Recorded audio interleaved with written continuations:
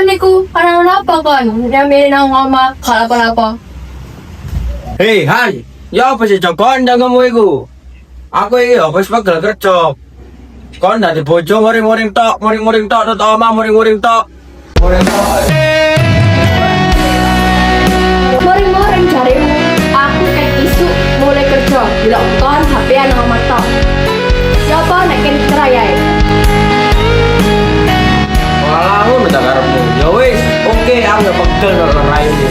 Periode sing tua, mbeng kowe lek gede, aja dadi kayak bapak, dadi wong sing rapi ya. Wes, aku ngomong, anak, ketemu ibu. Ya wis nek iku penjelasanmu, aku tak mau penguripan dhewe.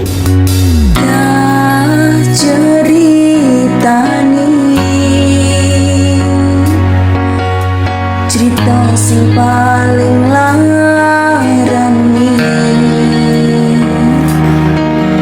nalika bapak lunga ninggalke keluarga nelangsa nanging kudu tak terima sing kowe tambah lara